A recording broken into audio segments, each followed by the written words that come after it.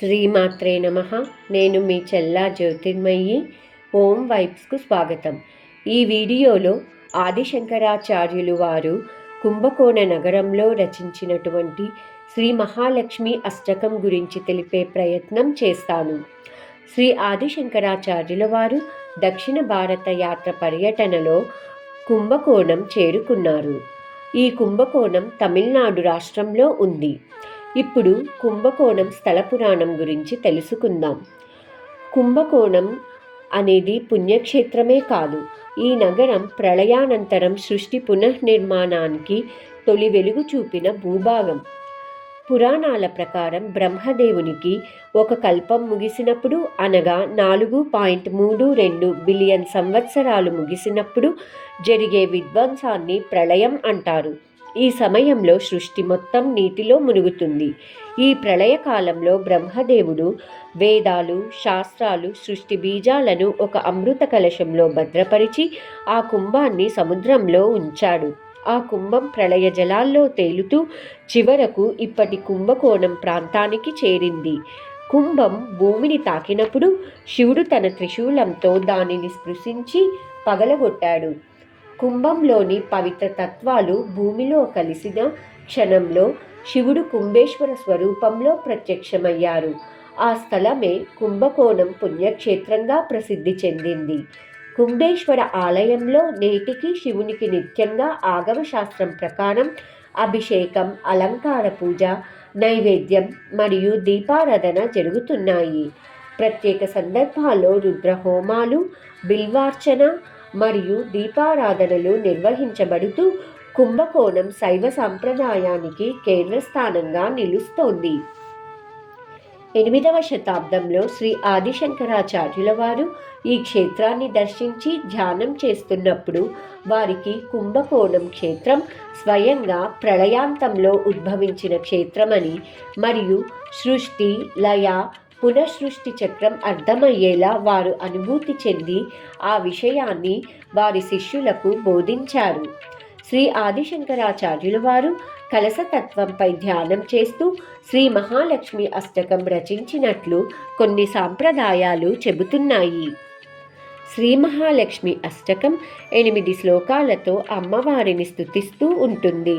ప్రతి ఒక్క శ్లోకం లక్ష్మీదేవి యొక్క ప్రత్యేక స్వరూపాన్ని, కరుణను, ఐశ్వర్యాన్ని, శక్తిని, భక్త రక్షణను వర్ణిస్తుంది.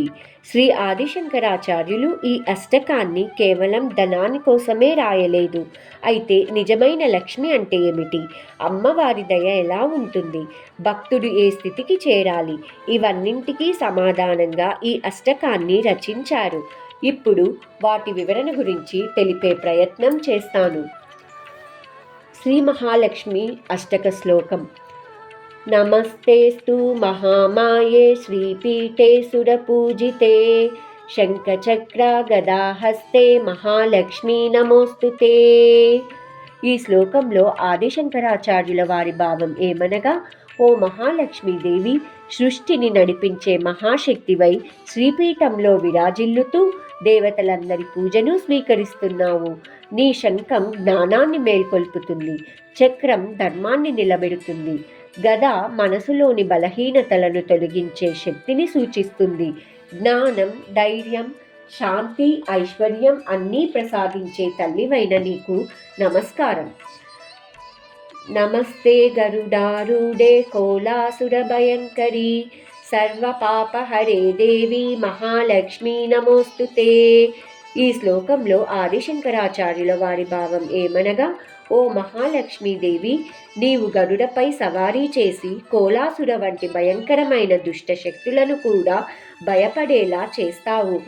భక్తుల పాపాలను తొలగించి రక్షణ, ధైర్యం, శాంతి, ఐశ్వర్యం అందించే తల్లివి. అందుకు నా నమస్కారం. సర్వజ్ఞే సర్వవరదే సర్వదుష్టభయంకరీ సర్వదుఃఖహరే దేవి మహాలక్ష్మీ నమోస్తుతే. దీని భావం ఏమనగా, ఓ మహాలక్ష్మీదేవి, నీవు అన్నీ తెలుసుకునే సర్వజ్ఞురాలివి. భక్తులకు కావలసిన అన్ని వరాలను ప్రసాదిస్తూ భక్తులను భయంకర పరిస్థితులను రక్షించి జీవితంలో అన్ని కష్టాలను తొలగించే పరాశక్తివైన నీకు నా నమస్కారం. సిద్ధి బుద్ధి ప్రదే దేవి భుక్తి ముక్తి ప్రదాయిని మంత్రమూర్తి సదాదేవి మహాలక్ష్మి నమోస్తుతే. వీటి వివరణ ఏమనగా, ఓ మహాలక్ష్మీదేవి, నీవు భక్తులకు సామర్థ్యం, జ్ఞానం, భక్తి, ముక్తి అన్నీ ఇచ్చే పరాశక్తివై శక్తివంతమైన మంత్రమూర్తిగా ఎల్లప్పుడూ విరాజిల్లుతున్నావు. అందుకు నా నమస్కారం. ఆద్యాంతరహితే దేవి ఆదిశక్తి మహేశ్వరి యోగజ్ఞే యోగ సంభూతే మహాలక్ష్మి నమోస్తుతే. ఓ మహాలక్ష్మీదేవి, నీవు భక్తులలో మరియు సృష్టిలో ఉన్న అన్ని శక్తులలో పరిపూర్ణమైన ఆదిశక్తిగా, మహేశ్వరిగా యోగ జ్ఞానాన్ని ప్రసాదిస్తూ భక్తులకు నిజమైన సత్యాన్వేషణ, ఆత్మజ్ఞానం, ధర్మ మార్గాన్ని తెలుపుతూ యోగ శక్తిని ప్రసాదిస్తూ ఆత్మబలాన్ని పెంచి కష్టాలు, భయాలు ఎదుర్కోవడంలో సహాయపడుతున్నావు.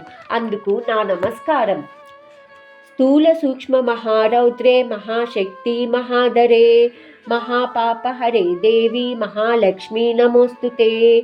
వీటి అర్థం ఏమిటంటే, ఓ మహాలక్ష్మీదేవి, నీవు భక్తులలోని భౌతిక మరియు అంతర్గత శక్తులలో పరిపూర్ణ మహాశక్తిగా ఉండి భక్తులను రక్షించి ఆశీర్వదిస్తున్నావు. అందుకు నా నమస్కారం. పద్మాసనా స్థితే దేవి పరబ్రహ్మస్వరూపిణి పరమేశి జగన్మాత మహాలక్ష్మి నమోస్తుతే. ఓ మహాలక్ష్మీదేవి, నువ్వు పద్మాసనంలో స్థిరంగా విరాజిల్లుతూ అత్యున్నత శక్తివంతమైన పరమాత్మగా భక్తులకు శుభం, ధైర్యం, ఐశ్వర్యం ప్రసాదిస్తున్నావు. అందుకు నా నమస్కారం. శ్వేతాంబరాధరే దేవి నానాలంకారభూషితే జగస్థితే జగన్మాత మహాలక్ష్మి నమోస్తుతే.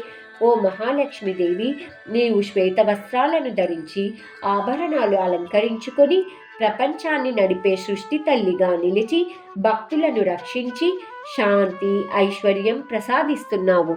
అందుకు నా నమస్కారం. ఈ శ్లోకాన్ని ఫలశ్రుతి ప్రకారం ఇంద్రుడు గావించారు. శ్రీ ఆదిశంకరాచార్యుల దృష్టిలో ఇది భక్తుల మనసులో నిలిచే పరమ గురుశక్తిగా సత్యాన్ని చూపిస్తూ అహంకారం తొలగించే మార్గదర్శకంగా ఉంటుందని వారు ఈ శ్లోకాన్ని మనకు అందించారు.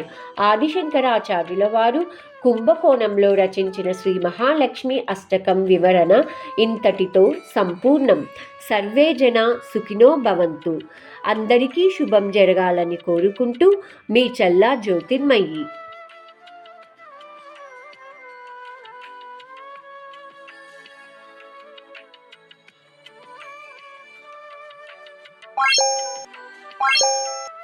Bye.